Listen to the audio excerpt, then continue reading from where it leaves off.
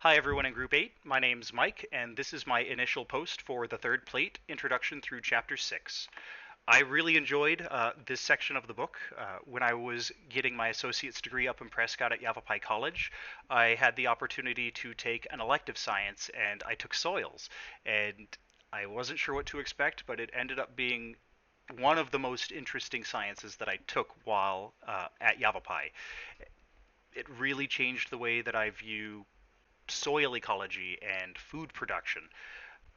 And this section really just continued on what I had learned there, particularly in Chapter 4.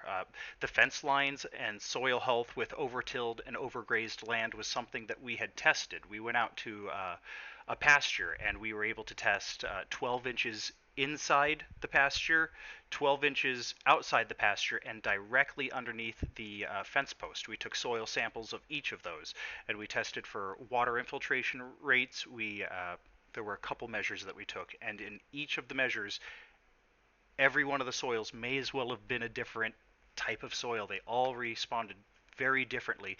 The water infiltrated and held very well in the directly under the fence post and performed the worst inside the pasture. And the thing that I remember was the grass in the pasture looked healthy to my eyes. It all looked like good soil until I started testing it. So seeing that the cows saw what I needed to do lab science to see was really interesting. But the second thing from this book, and the one that really got me going tonight, was in Chapter 6, the 16.9 Brix carrot and the zero point 0.0 Brix industrial carrot. I couldn't believe that.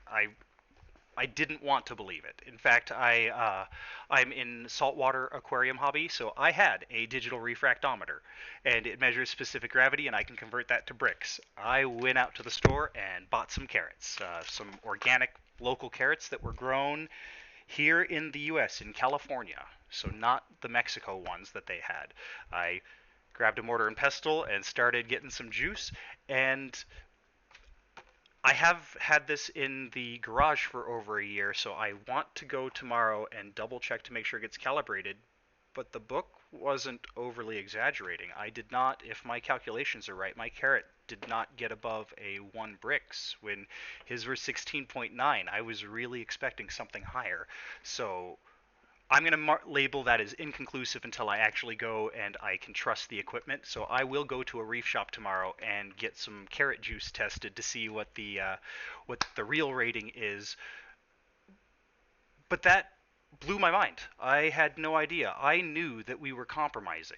Everyone knows that if you're not growing in high soil or high quality soil and you're adding amendments and you're overtilling, we know that the quality of the food's going to go down, but to zero, to not having any sugar content in it at all, that doesn't seem like a compromise. That seems like a failure, and that really resonated with me, particularly when we were in the supplementary reading, the 20th Century Transformations of U.S. Agriculture and Farm Policy.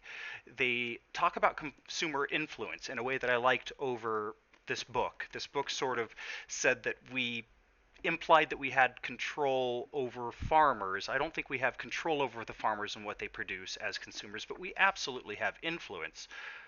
But how can we use that influence? How can I influence them to make better carrots if I don't know these carrots are bad? So I'm now realizing that as someone who feels educated, who has engaged in gardening and hydroponics and aquaponics, that I don't know what I didn't know, and if I don't know these things, I can't exert the right consumer influence. So that that's worrying. I don't want zero Brix carrots. I don't need 16.9, but somewhere along the lines there is a compromise between food quality and feeding the world. So I'll keep you all posted on what the Reef store says about the Brix rating on these organic California carrots tomorrow. But I've run over a little bit. It was really nice meeting you all.